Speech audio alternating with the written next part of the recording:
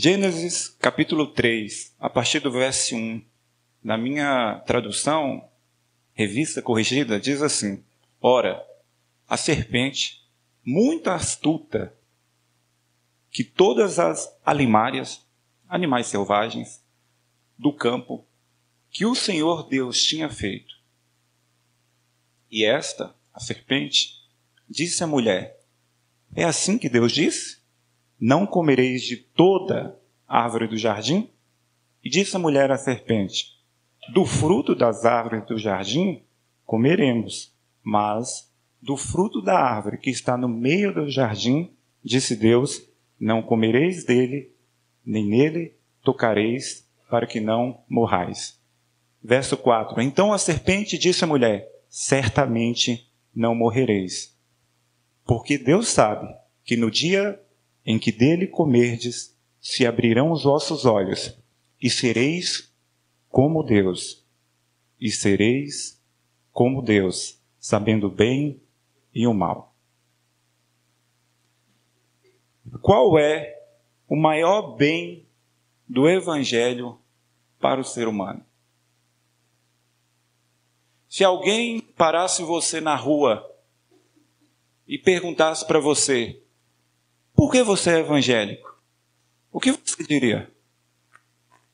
Qual é o maior bem do Evangelho para o ser humano? Antes de respondermos essa pergunta, eu proponho examinarmos esse relato bíblico da história da queda, em Gênesis 3. Não sabemos por quê, mas, de alguma forma, o pecado entrou na criação perfeita de Deus e produziu sérios problemas.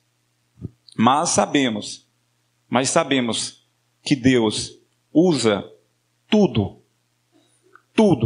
para cumprir o seu propósito, inclusive a tentação satânica. Não foi assim com Jó? Não foi assim com Jesus no deserto? Tudo para cumprir os propósitos soberanos de Deus.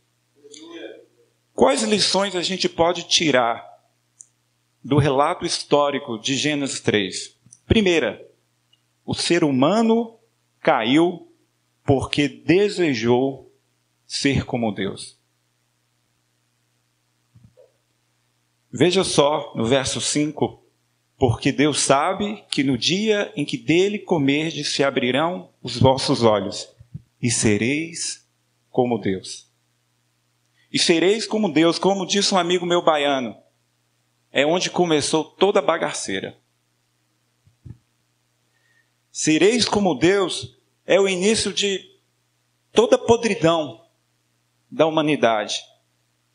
E talvez seja o maior desejo de todo ser humano caído, ser como Deus. Ontem mesmo, no evangelismo, a gente se deparou com uma situação inesperada.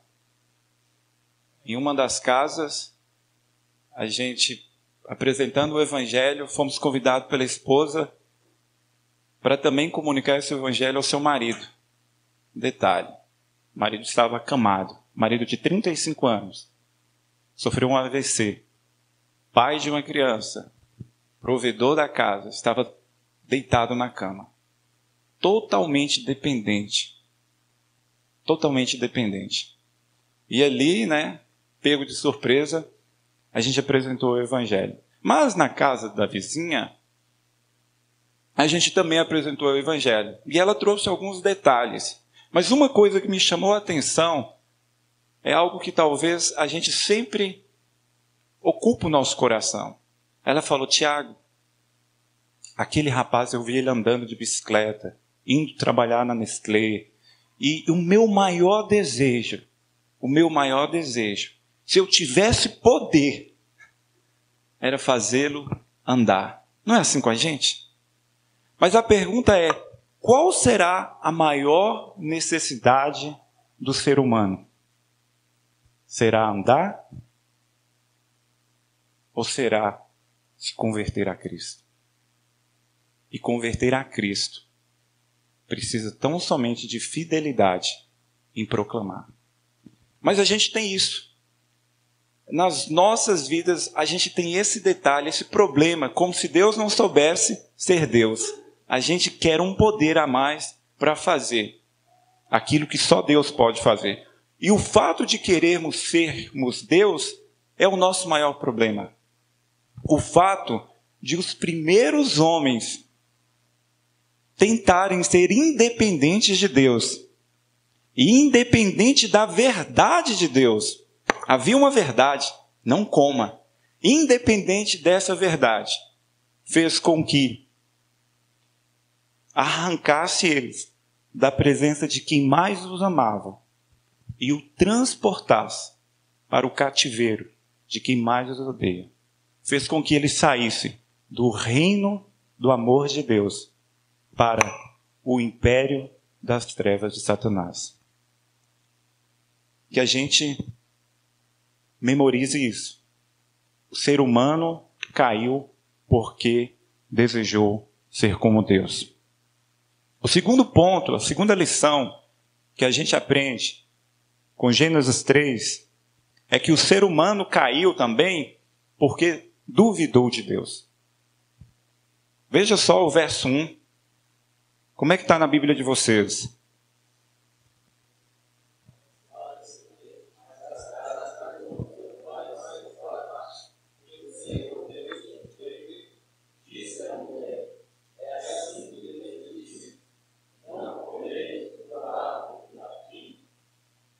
Deus disse isso? De toda árvore do jardim ou só de uma única árvore do jardim? O contexto da serpente e do primeiro casal é semelhante à nossa presente cultura pós-moderna. O que a nossa cultura pós-moderna ensina? Ensina a lançar dúvidas sobre toda verdade de Deus. Um professor e doutor em História da Igreja, Aldério Souza de Matos, ele traz uma luz sobre esse tema. Preste atenção no que ele diz. Vivemos, neste início do século XXI, o pleno desabrochar da pós-modernidade. Essa mentalidade da pós-modernidade, ela prega o questionamento de todos os valores e forma de pensar tradicionais. E uma das grandes marcas da mentalidade pós-moderna se chama relativismo e subjetivismo. O que prega o relativismo? Prega basicamente que não existem absolutos. Tudo é relativo. Todas as regras da sociedade podem e devem ser questionadas. Isso é o que ensina o relativismo. E o que prega o subjetivismo? Cada um tem a sua própria verdade. Mas veja só, se não é satânico esses dois ensinos. Se o relativismo diz que tudo é relativo, a própria afirmação não seria relativa? E se a afirmação é relativa, ela não merece a nossa confiança? Ela deve ser questionada, não é uma verdade. E muitos proclamam essa verdade como se fosse uma verdade filosófica e profunda. É uma verdade que comete suicídio. E veja só o subjetivismo. Cada um tem a sua própria verdade. Será possível viver em uma sociedade em que cada um faz o que quer? É liberado cada um matar? Por mais que aconteça algumas atrocidades, vez ou outra, todo mundo sabe que para viver em sociedade, a gente tem que abrir mão das nossas verdades por uma verdade maior. Mas isso é o que a cultura pós-moderna ensina. Isso foi o que desde o Jardim do Éden se ensinou. Lançar dúvida sobre a verdade. E detalhe, há uma verdade absoluta. A palavra de Deus. Então, em resumo, a cultura pós-moderna ela prega que não há verdade absoluta e também prega que cada um está autorizado a criticar a sua própria verdade. Nós vimos que isso tudo é falácia. Não se sustenta.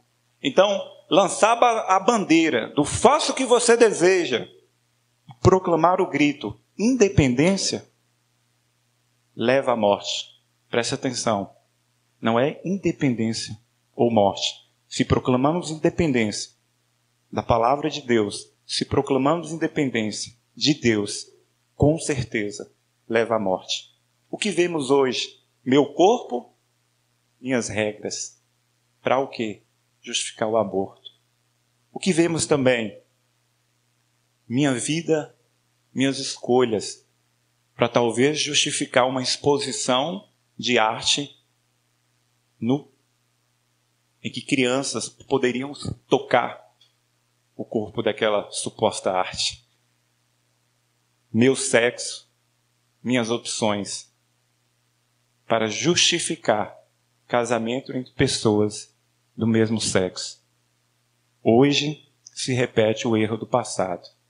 Hoje se repete o erro que talvez, eu fico imaginando, nunca seria talvez questionado. Um homem ser homem, uma mulher ser mulher. A própria natureza, né? Os órgãos principais estão sendo questionados. Lança-se dúvida sobre o absoluto. E muitos, na verdade, multidões caminham nesse propósito. E só a título de curiosidade, em relação a esse primeiro ponto, meu corpo, minhas regras, para justificar o aborto, você sabia que a própria ciência, ela já chegou à conclusão que no momento em que o bebê tem 8 dias, o coração já começa a bater? 8 dias. 42 dias são detectadas ondas cerebrais. 8 semanas, todos os órgãos estão funcionando. 9 semanas, tem impressões digitais. 10 semanas, pode sentir dor. 12 semanas, pode sorrir.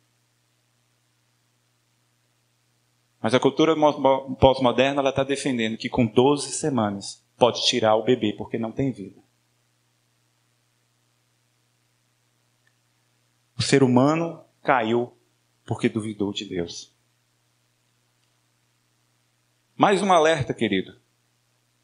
Cuidado. Cuidado com as vozes que vocês ouvem. Cuidado. Martinho Lutero tem uma frase muito interessante que ilustra isso. Olha só o que ele diz. Não podemos impedir que os pássaros voem sobre as nossas cabeças, mas podemos impedir que eles façam ninhos nas nossas cabeças. A gente não pode impedir que vozes sejam escutadas, mas a gente pode escolher a voz que deve ser escutada.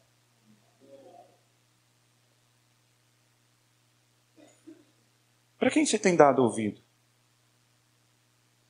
Se uma mulher disser que ama ser dona de casa e auxiliar o seu marido e cuidar de seus filhos, o que você costuma ouvir de outras vozes? Que atrasada. Se um casal de namorados disser que vão se casar virgens, o que você costuma ouvir? Normalmente a gente ouve uma desculpa, né? Poxa, mas como é que você vai saber se o sexo é bom?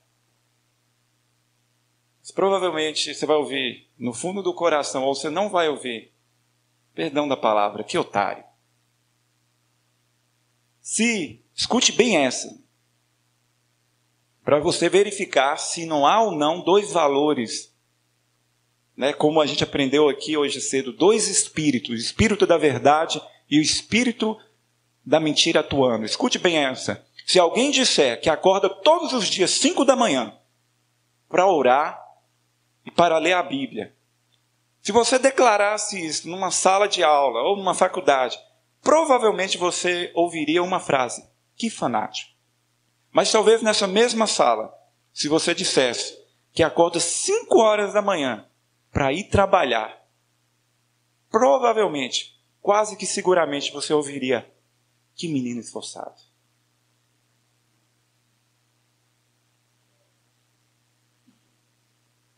Quem você tem dado ouvido? E talvez surja uma dúvida.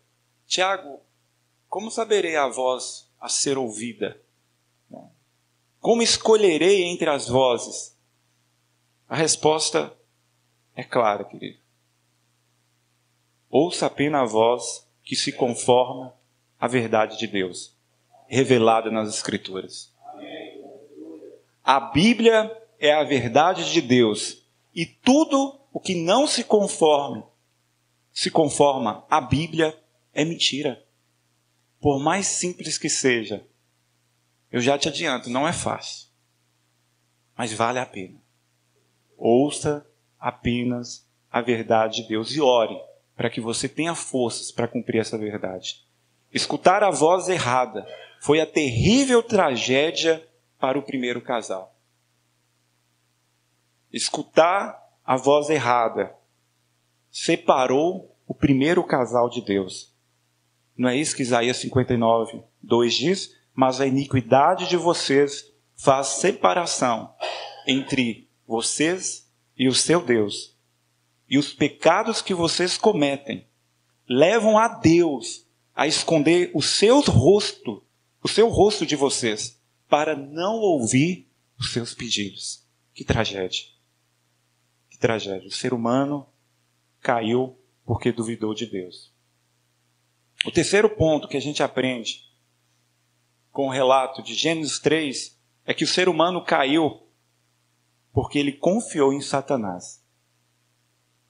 Ele confiou em si mesmo.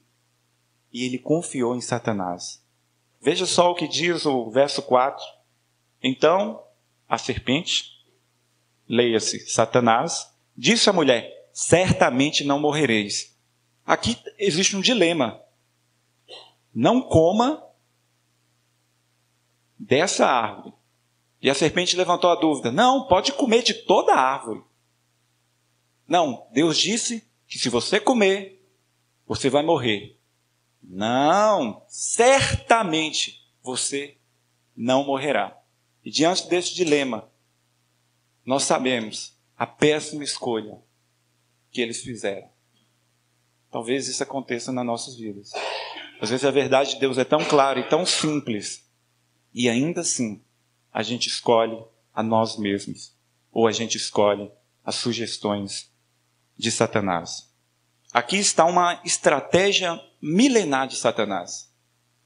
A primeira coisa que ele fala: questiona a verdade de Deus. É a primeira coisa que Satanás procura fazer, questionar a verdade de Deus. E a depender de quem ele está questionando, ele usa a Bíblia. Porque tem gente que hoje que nem a Bíblia está precisando, né? A depender, ele usa a Bíblia, como ele usou com Jesus Cristo. Mas essa é a primeira estratégia, questionar a verdade de Deus. Não comerás de toda a árvore do jardim? Toda a árvore? Deus nunca disse toda a árvore. Deus até facilitou, é só uma. Você já parou para pensar quantas árvores tinha ali? Era só uma. Colou. Parecendo aquelas cantadas de... Lá vai, né? Parecendo aquelas cantadas, você caiu do céu. Era só uma, e a serpente falou toda. Já era para ela desconfiar. E o homem também, né? Desconfiar. Mas não. Então a primeira estratégia é essa, questionar a verdade de Deus, ainda que os questionamentos sejam mais absurdos. E depois, distorcer o sentido da verdade de Deus ou negar a verdade de Deus, como foi negado aqui. Certamente não morrereis. Certamente não morrereis. Ela já estava morta, né? Quanto mais levar, melhor. Então, o que aconteceu depois? Adão foi enganado, juntamente com Eva. O que eles poderiam fazer? Talvez se arrepender, né? Poxa, que vacilo. Né? Deus falou claramente, não coma dessa árvore, e comemos. Não. A tragédia do pecado, a gravidade do pecado é tão grande, que a atitude de Adão e Eva, após pecar, não foi se arrepender. Eles encontraram seus próprios meios para resolverem seus pecados. Nesse mesmo capítulo, no verso 7, diz que Adão e Eva costuraram folhas de figueira e fizeram cintas para si. Gênesis 3:7. Eles costuraram. Vixe, a gente está nu, né? Vamos recorrer ao Criador? Não. Vamos dar um jeito. É o que a gente faz, né? A gente é especialista nisso. Não é assim o que o ser humano caído hoje faz? Inventam histórias, livros, teorias mirabolantes, teses como Deus não existe. Ou Deus está morto. Ou uma absurda. Tudo surgiu de uma explosão do nada. A gente aprendeu isso na matemática, né? 0 mais 0 é quanto? E 0 vezes 0? Nada mais nada gera algo perfeitamente ordenado e extraordinário. É isso? Ou um Deus perfeito criou tudo perfeito a partir do nada. Diante dessas duas propostas, o que é mais fácil crer? Tem muito incrédulo com mais fé do que muito crente. Essa tese, a teoria do Big Bang, ocupa os livros de ciência da minha época, que não é tão longe, mas ocupa. É absurdo, mas ocupa. Que tipo de folhas de figueira costuraremos para esconder nossa miséria, nossa nudez, nossa desgraça? A história do homem revela várias tentativas de resolvermos o problema do pecado. Uma delas é o legalismo. Se eu observar todas essas leis que Deus deixou, serei aceito por Deus. Ou talvez a moralidade. Se eu for moral ou praticar sempre o bem, serei aceito por Deus. Ou a bondade. Se eu for bom, se eu for muito bom, serei aceito por Deus. Ora, nada disso nos torna aceitável diante de Deus. Por melhor que for a intenção do seu duro coração, nada disso pode nos tornar aceitos diante de Deus. Veja o próprio alerta de Isaías 64:6. Ora, todos nós estamos na mesma condição do impuro. Todos nós, moralistas, bondosos, religiosos, legalistas, todos nós estamos na mesma condição do impuro. Todos os nossos atos de justiça, se tornaram como trapos de imundícia para Deus. Isaías está me dando um alerta. A gente corre perigo. E nada do que a gente faz pode resolver esse perigo. Nada. O quarto ponto que a gente aprende a partir de Gênesis 3 é que Deus providencia a salvação do ser humano caído. Que tragédia que o ser humano se encontrava. Alguém poderia perguntar, há esperança para o ser humano, Tiago? Sim, há. Esperança que foi preparada desde a eternidade e foi proclamada no mesmo dia da queda do homem. Preparada antes que o mundo existisse e proclamada quando o homem mais precisava. Veja só, primeira carta de Pedro 1, do 18 ao 21. Se você puder, abra para acompanhar. 1 de Pedro 1, do verso 18 ao 21. É uma prova de que Deus, desde a eternidade, já providenciou a nossa salvação. Diz assim o verso 18: sabendo que não foi mediante coisas perecíveis, como prata ou ouro, que vocês foram resgatados da vida inútil de seus pais, lhes legaram, mas pelo precioso sangue de Cristo, como de um cordeiro sem defeito e sem mácula. Ele, Cristo, foi conhecido antes da fundação do mundo, mas foi manifestado nestes últimos tempos, no tempo do século I, em favor de nós. Por meio dele, vocês creem em Deus, o qual o ressuscitou dentre os mortos e lhe deu glória, para que a fé e a esperança de vocês estejam em Deus. Deus providenciou a nossa salvação desde a eternidade.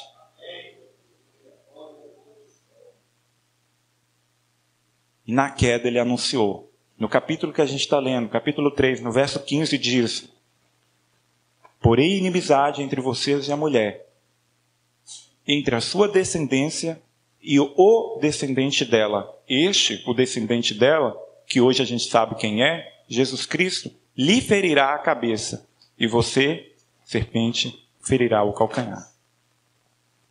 Em Romanos 16, como uma luz sobre esse versículo, vemos que Jesus Cristo esmagou a cabeça de Satanás.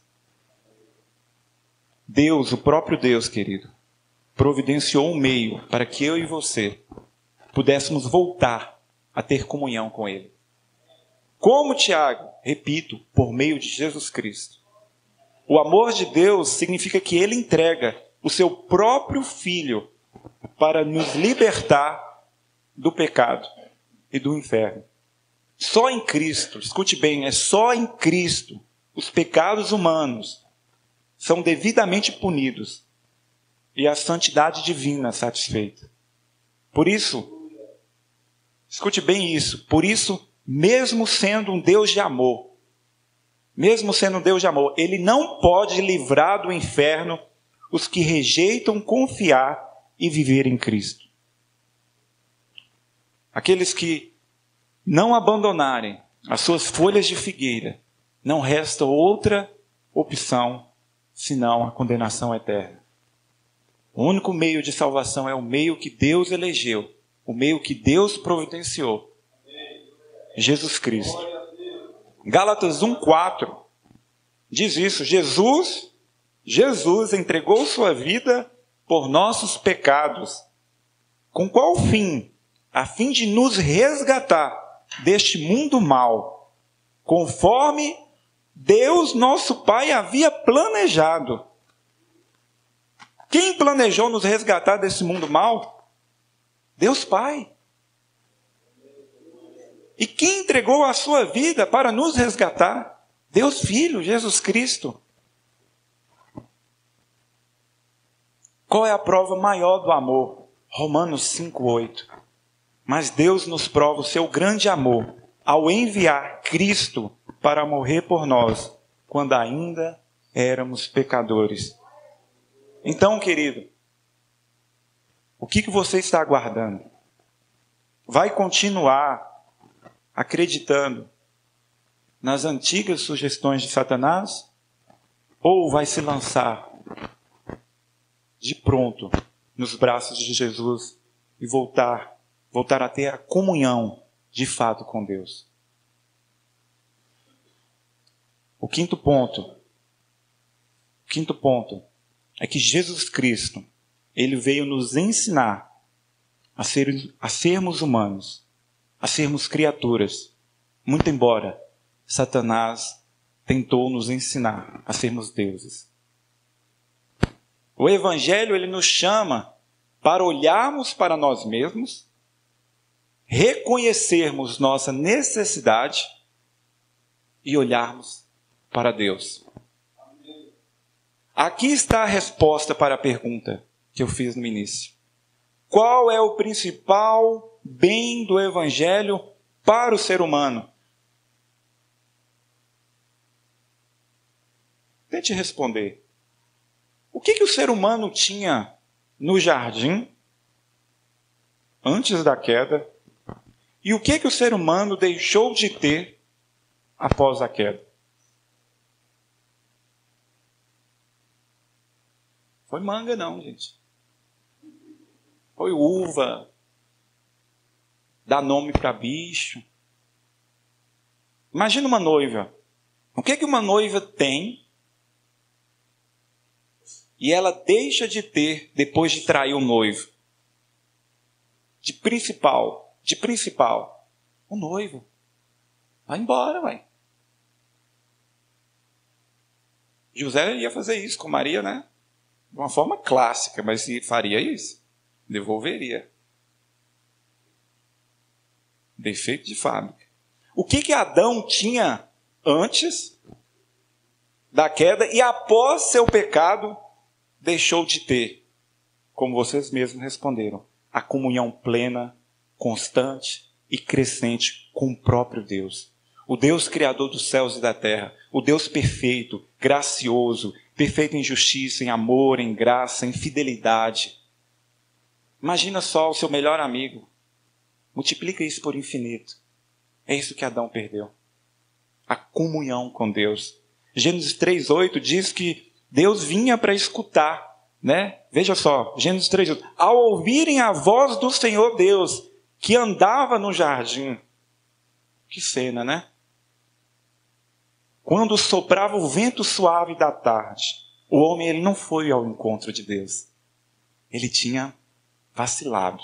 Diz a Bíblia que o homem e a sua mulher se esconderam da presença de Deus entre as árvores do jardim. Deus vinha, conforme a Bíblia, sempre, diariamente, ao fim do dia, né? Ao entardecer, se encontrar com o homem. E agora, não mais. O Deus infinito não mais poderia encontrar com o homem infinito. O Deus criador dos céus e da terra, perfeito em tudo, em amor, santidade, justiça, verdade, graça, perfeita em misericórdia, em bondade, em fidelidade, ia todo o fim da tarde encontrar com o ser humano. Mas o pecado rompeu esse precioso relacionamento entre Deus e o homem. Repito, qual seria o principal bem do Evangelho para o ser humano? Seria a salvação da escravidão do pecado? Seria a salvação da maldição da lei? Seria a salvação do poder de Satanás? Não, Tiago, seria a salvação do julgamento de Deus. Seria a salvação ou livramento do inferno. Qual é o principal bem do Evangelho para o ser humano? Seria a justificação pela fé? Seria o perdão dos pecados? A propiciação da ira de Deus? Seria a vida eterna? Qual seria a resposta que você daria a quem o questionasse? Gente, todas essas coisas são excelentes. A justificação pela fé, o perdão dos pecados, a propiciação da ira de Deus, são excelentes e muito importantes. Mas eu arrisco dizer que o principal bem do Evangelho para o ser humano é tornar possível novamente a comunhão entre criatura e Criador. Entre o miserável pecador com Deus Santo. Entre o primeiro Adão com Deus do jardim do Éden. Como bem diz Paulo em Timóteo 2. Se vocês puderem, Timóteo 2. Ou melhor, é que para mim foi o 2 para frente, mas a segunda carta a Timóteo, segunda carta a Timóteo, capítulo 1, verso 9 e 10.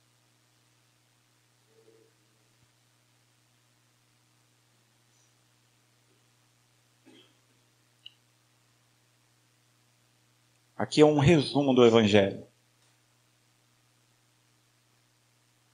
Timóteo, 2 Timóteo, capítulo 1, verso 9 a 10, diz assim, nessa versão minha, que vai ser um pouco diferente das suas, mas preste atenção. Deus nos salvou e nos chamou para sermos o seu povo. Para ser o quê? Seu povo. Não foi por causa do que temos feito, mas porque este era o seu plano e por causa da sua graça. Ele, Deus, nos deu essa graça por meio de Cristo Jesus, antes da criação do mundo. mas agora ela foi revelada a nós por meio do glorioso aparecimento de Cristo Jesus, o nosso Salvador. Ele acabou com o poder da morte e, por meio do Evangelho, revelou a vida que dura para sempre. Cristo é a segunda chance da humanidade. Cristo é a segunda chance para nós. O que você está aguardando para se comprometer com Cristo? De fato, de verdade. O próprio Cristo, ele inaugura o seu ministério aqui na terra. Marcos 1,15. O que ele diz? O tempo está cumprido e o reino de Deus está próximo. Arrependam-se. Arrependam-se e creia no Evangelho.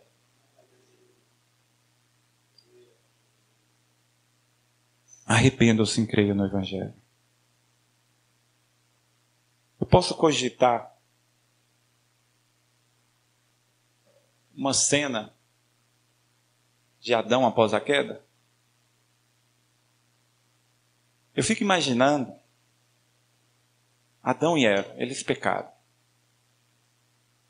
Deus foi até eles ao entardecer, ao fim da tarde. E ali eles fugiram. E após conversarem, saiu a sentença.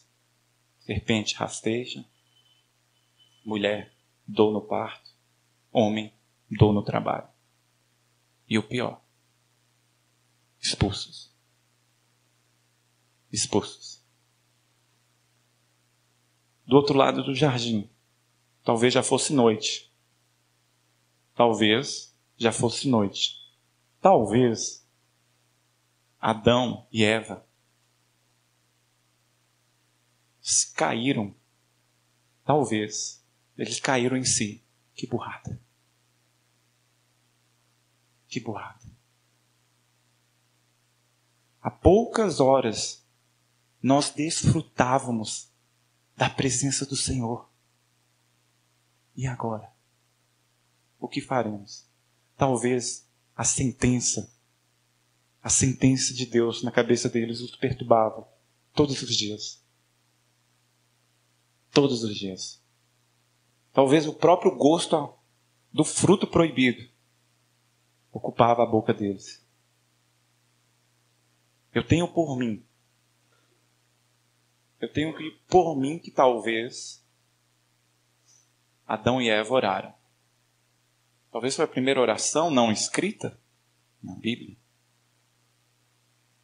E eu arrisco que eles oraram mais ou menos como a canção de Paulo César Baruch, Jardim da Inocência.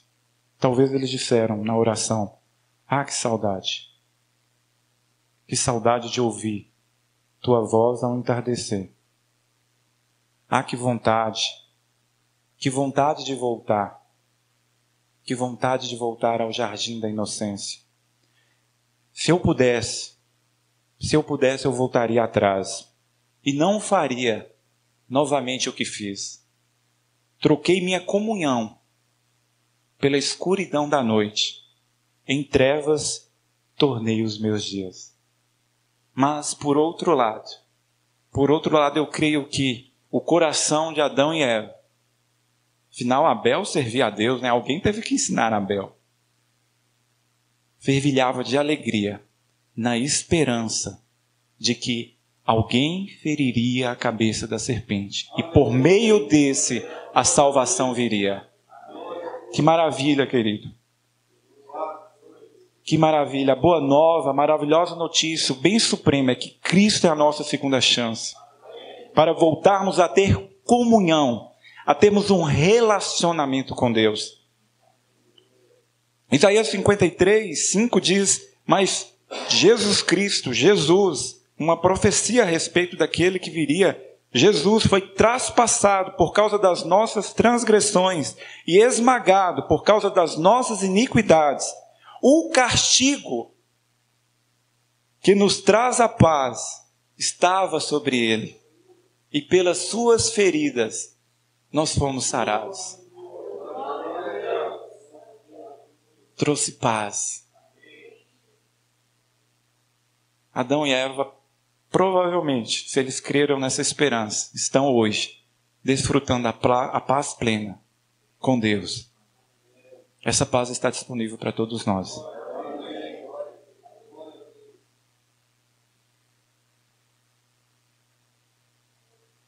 Gente, como é bom voltar a ter paz com a pessoa que a gente mais ama. Vou dar mais uma ilustração. Certa vez eu tive um desentendimento com a minha esposa por conta de um aparador de anel. Vou te colocar como vítima. E a gente casou já há uns 2 anos, já tinha casado há 2 anos e nada de eu me tocar, né, para dar um aparador pro anel, de aliança, né? E eu me lembro que um certo dia isso veio na discussão. Tinha outras demandas que eu devia, né? Mas naquele dia, eu estava em falta com minha esposa. Naquele dia eu perdi a paz. Naquela noite, na verdade. E ela teve um compromisso. E eu tive uma excelente ideia. Óbvio, né? Vá, compra o aparador de aliança. Tive ajudas, fiz um jantar. Sim, cozinhei para minha esposa. Macarrão, mas cozinhei. Estava ótimo, né? O mais bacana era que ela ficou feliz. Eu nunca tinha cozinhado. E não mais cozinhei depois. Já estou com paz com ela. Mas o mais maravilhoso é que quando ela chegou, eu falei, senta. Servi. E ela ficou assim, tão grata. E eu tão feliz. Né? Tão feliz. Mas havia a graça. A graça superabundou. Gente, quando eu apresentei o aparador, ela chorou. Ela chorou. É assim com Deus. Deus, ele providenciou toda a nossa salvação. Não é para livrar do inferno. Vem no pacote, né? Vem no pacote, isso é bom. Mas é para ter comunhão com a gente. E uma comunhão do tipo do aparador. Coisas que a gente não espera. Deus é bom. Ele é perfeitamente bom. Então, ele dá aquilo que a gente precisa. Às vezes a gente fica chateado, amuado, né? Nem criança. E às vezes a gente tem cada tragédia na vida, mas saiba de uma coisa. Deus é bom. Ele é perfeitamente bom. Se eu soubesse cantar, eu cantaria aquela canção. Bom, bom Pai, né? Ele é perfeitamente bom. Fala isso não, Beto. E a vida eterna é isso. João 17,3 diz que a vida eterna é esta. Que conheçam a Ti, o único Deus verdadeiro, e a Jesus Cristo, a quem enviaste. Amém, querido? Feita essa reflexão, farei 3 perguntas para a nossa meditação. A primeira: como um pecador pode retomar a comunhão com Deus? Como foi dito, um pecador só retorna a comunhão com Deus mediante a fé em Jesus Cristo. O Novo Testamento ensina a todo momento que quando cremos em Cristo, a nossa fé é atribuída como justiça a nós. Romanos 4 diz, a partir do verso 3, as Escrituras nos afirmam que Abraão creu em Deus. É um exemplo para o nosso encorajamento. Abraão creu em Deus e foi por isso que Deus riscou seus pecados e declarou sem culpa. No entanto, para aquele que não trabalha, mas crê naquele que justifica o pecador, a sua fé faz com que ele seja aceito por Deus. Você não trabalhou. Deus trabalhou por você. O que Ele requer é que você crê. E assim você vai ser aceito por Deus. O rei Davi falou a esse respeito, descrevendo a felicidade de um pecador indigno que é declarado sem culpa por Deus, independentemente de obras. A justiça de Cristo é imputada a nós por pura graça. A segunda pergunta é como crescemos nessa comunhão com Deus? Pelos meios de graça. Oração perseverante. Efésios 6:18. Meditação nas Escrituras. Mateus 4:4. Comunhão com a igreja. Hebreus 10:24-25. Testemunho de Cristo, né? Evangelismo. Ontem no evangelismo, eu acho que cada um tinha suas questões, né? Um triste, outro coisas a fazer, mas a gente foi tão ministrado pela oportunidade de comunicar o evangelho, principalmente para essa pessoa que estava acamada. Sabe por quê? Porque eu me senti inútil. A vontade era como aquela vizinha, né? Tocar na mão, levanta e anda, rapaz. Vai trabalhar. Mas não, eu não podia fazer nada aos olhos dos homens. Mas eu poderia declarar a melhor mensagem que o homem pode ouvir. Jesus Cristo este crucificado. Há outros meios de graça, o exercício da nossa fé, principalmente nos momentos de tribulação, de angústia, de prova, o domínio próprio, a autodisciplina. Orar todo dia, 5 horas da manhã, não é fácil. Demanda disciplina e não é fanatismo. Depende do seu amor em conhecer aquele que te salvou. Exercício do amor e misericórdia. Exercício da humildade e humilhação. São todos meios que nos auxiliam no crescimento e na comunhão com Deus. Aí a terceira pergunta é: como sabotamos? Como sabotamos essa comunhão com Deus? Quando não reconhecemos o que somos em Cristo. E quando não agimos com disciplina e dedicação no combate consciente e persistente aos nossos pecados. By Roberto Evangelista. Quando não reconhecemos o que somos em Cristo e quando não agimos com disciplina e dedicação no combate consciente e persistente aos nossos pecados, sabotamos a graça e o amor de Deus nas nossas vidas.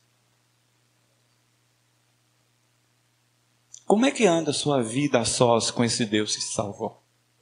Dizem que Martinho Lutero tinha o hábito de, no primeiro cumprimento, não de dar a paz do Senhor.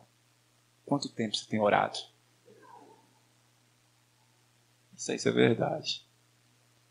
Mas saiba de uma coisa. Memorize isso, se for possível.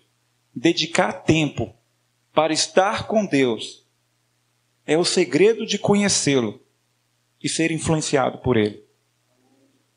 Isso foi o que me motivou a pregar sobre isso. Dedicar tempo para estar com Deus é o segredo de conhecê-lo e ser influenciado por Ele. Cristo, que acima de todas as coisas é o nosso maior exemplo, passou muitas noites em oração. Ele tinha o costume de orar muito. Paulo orava dia e noite. Os interesses de Daniel o levaram a orar 3 vezes ao dia. As manhãs, tardes e noites de Davi eram feitas, provavelmente, de longas orações. Eu não quero chamar aqui a atenção para o tempo de oração. Mas eu quero imprimir na sua mente a seguinte verdade: a nossa necessidade de estar com Deus prova a profundidade da nossa fé em Deus. A nossa necessidade de estar a sós com Deus prova a qualidade, né? A profundidade da nossa fé em Deus. E o contrário também é verdade. Se a nossa fé não nos leva a ao menos preocupar em estar a sós com Deus, quão frágil, superficial deve ser essa fé, se não falsa. Concluindo, de tudo que vimos, podemos afirmar seguramente duas coisas. Primeira, se você ainda não fez publicamente sua decisão por Cristo, agora é a hora. O autor do livro de Hebreus, no capítulo 3, a partir do verso 7, ele fala: como diz o Espírito Santo, hoje, se ouvirem a sua voz, não endureça o seu coração. Pelo contrário, animem-se. Eu espero que eu animei vocês. Animem-se uns aos outros todos os dias, durante o tempo que se chama hoje, a fim de que nenhum de vocês seja endurecido pelo engano do pecado. Porque temos nos tornado participantes de Cristo se de fato guardarmos firmes até o fim a confiança que desde o princípio tivemos. Arrependa-se hoje mesmo, querido. Arrependa dos seus pecados e confie firmemente em Cristo.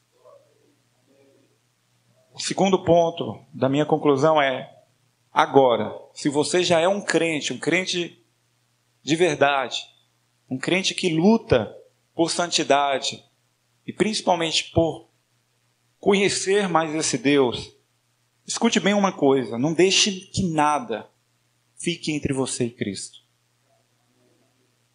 Não deixe que as horas extras no trabalho, as preparações para provas e concursos, os vícios, inclusive em atividade física, os afazeres domésticos, o entretenimento, redes sociais, videogame, seriado, misericórdia, seriados. Deus falando comigo. Novelas, filmes. Não deixa que as obras da carne fiquem entre você e Cristo. Preguiça, murmuração, vitimismo, falsas desculpas, todas essas coisas e muito mais, não deixe que esteja entre você e Cristo. Eu sugiro que você abrace o valioso conselho de John Bunyan. Ele diz que aquele que foge de Deus pela manhã dificilmente irá encontrar no restante do dia. Então busca Deus logo cedo, querido. Busca Deus logo cedo. Acorde mais cedo. Vale a pena. Vale a pena. O bem supremo do Evangelho para o ser humano é estar com Deus, é conhecer a Deus e ser aperfeiçoado por Deus. Amém? Vamos orar?